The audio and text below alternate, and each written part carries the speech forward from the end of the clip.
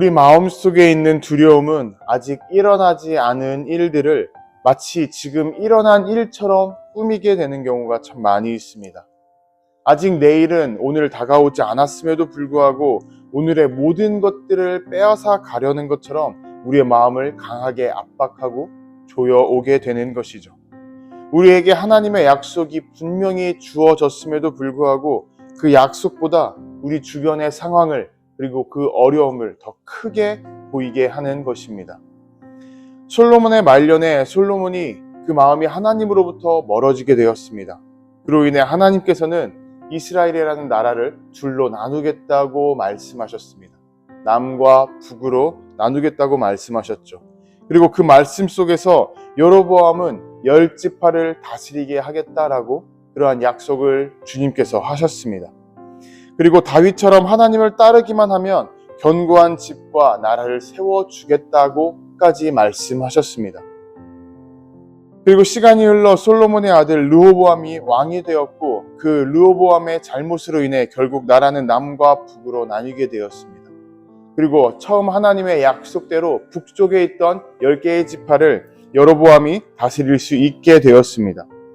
하지만 그럼에도 불구하고 여로보암의 마음속에는 하나님의 약속보다 두려움이 훨씬 더 강하게 자리 잡고 있었습니다. 그 두려움은 커지고 커져서 결국 하나님의 약속을 잊어버리게 만들었습니다. 그리고 잊혀진 그 자리 속에 하나님이 기뻐하지 않는 금송아지를 세워버리고 말았습니다. 약속이 사라진 그 자리에 우상과 불만 그리고 불안이 가득 차게 된 것이죠. 혹시 지금도 우리 역시 약속을 잃어버린 그 자리 속에 두려움을 키우고 불안과 불안을 키우면서 잘못된 것을 우리 중심에 세우고 있지는 않나 되돌아보셨으면 좋겠습니다. 하나님은 여로보암에게 분명히 말씀하셨습니다. 내가 내 모든 명령을 지키고 다윗처럼 내 앞에서 행하면 내가 너와 함께 있어. 내가 무엇을 하든지 형통하게 하고 견고한 집을 세우고 이스라엘을 내게 주겠다라고 분명히 약속하셨습니다. 이것은 단순한 어떤 막연한 위로가 아니었습니다. 불안과 마음을 달래주는 그러한 어떤 위로의 말도 아니었습니다. 주님의 성품과 주님의 능력을 내세운 그러한 확실한 약속이었습니다. 그렇다고 해서 그 약속의 조건이 어려운 것도 아니었습니다. 말도 안 되는 것을 하나님께서 요구하지도 않으셨습니다. 단순하게 다윗이 걸었던 그 길을 네가 똑같이 걸어라 라고 말씀하셨을 뿐이었습니다. 그 다윗이 걸었던 길은 어떠했나요? 하나님을 경외하는 길이었습니다. 하나님의 말씀에 순종하는 길이었습니다. 말씀 앞에서 무릎을 꿇는 길이었습니다. 그 길은 화려하지 않았지만 하나님 앞으로 끝까지 이어지는 견고한 길이었습니다. 하지만 여로보암은 만약이라는 이 단어 앞에서 흔들리게 되었습니다. 쓸데없는 것을 생각하기 시작했던 것이죠. 만약 백성들이 하나님을 예배하기 위해서 예루살렘으로 갔다가 그곳에 정착하게 되는 건 아닐까? 만약 그곳에 정착하기 시작하면서 나에게 반기를 들면 어떡하지? 만약 그로 인해서 내 왕위가 무너지면 어떡하지? 이 만약이라는 생각 앞에서 여로보암은 흔들리게 되었던 것이죠. 그리고 그 만약이 커지게 되면서 하나님의 약속을 집어삼키게 되었습니다. 그 자리가 두려움이 대체하게 되었고 또 그 가운데 불안이 싹트게 되었습니다. 결국 사람을 급하게 만들기 시작했고 그 급한 마음은 잘못된 선택을 하게 만들었습니다. 그 결과가 바로 금송아지였던 것이죠. 사도 바울은 고린도전서에서 이렇게 말합니다. 하나님은 미쁘시도다. 하나님은 약속하신 것을 반드시 이루시는 분이라는 것을 사도 바울은 분명하게 말해주고 있습니다. 하지만 여로보암은 그러한 약속 앞에서 자신의 생각과 자신의 조급함을 내세우며 하나님의 성품을 의심했던 것이죠. 바울사도는 또한 로마서에서 하나님의 약속에 대해서 아브라함에게 이루어 주신 하나님의 약속에 대해서 이렇게 말합니다. 약속하신 그것을 또한 능히 이루실 줄을 아브라함은 확신했다라고 말이죠. 믿음은 불안이 여전히 그 자리에 있을 때에도 약속을 먼저 붙드는 것입니다. 아무리 자신을 뒤흔든다 할지라도 하나님의 약속만을 강하게 붙드는 것이 바로 믿음의 참된 자세입니다. 그렇기 때문에 우리에게 두려움이 몰려올 때에 우리가 붙잡아야 될 것은 말씀 앞에 서 있는 순종입니다. 당장 보이는 어떠한 안전벨트 같은 안전장치가 아니라 하나님의 말씀만을 붙들어야 된다라는 것이죠.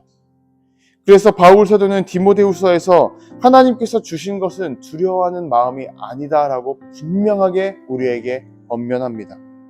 하나님께서 우리 안에 심어주신 것은 능력이었고 사랑이었고 또한 절제였습니다.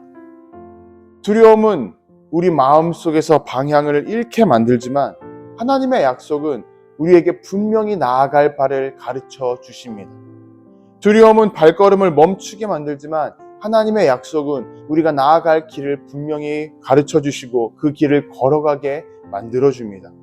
그렇기 때문에 우리 마음속에서 두려움이 시작될 때에 그 자리에서 우리는 하나님의 약속을 다시 꺼내 들어야 합니다. 그 약속으로 우리의 마음을 붙들어야 하고 그 약속으로 우리는 담대히 발걸음을 내딛어야 한다는 것이죠. 그럴 때에 하나님의 약속은 우리를 지켜줄 것이고 그 약속이 우리 마음속에 있는 두려움과 조급함을 몰아내 줄 것입니다.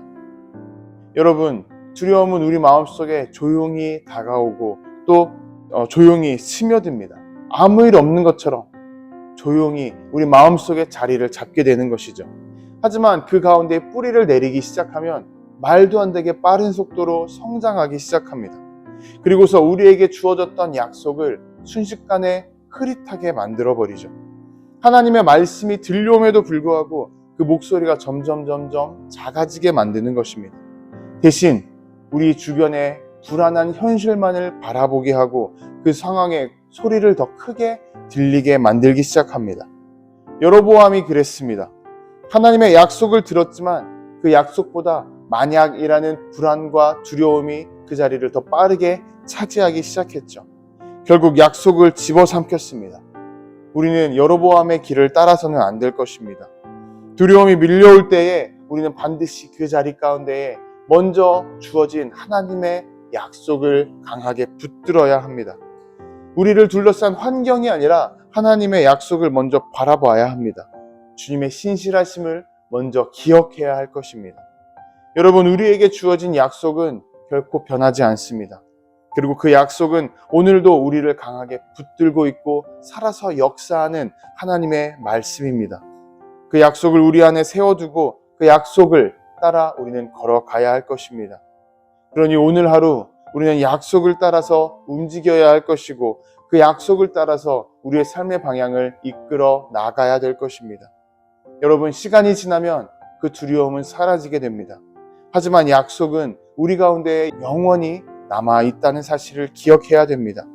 상황보다는 약속을 먼저 보고 불안보다는 말씀의 순종을 먼저 선택하는 오늘 하루가 되기를 주님의 이름으로 도전하고 축복합니다.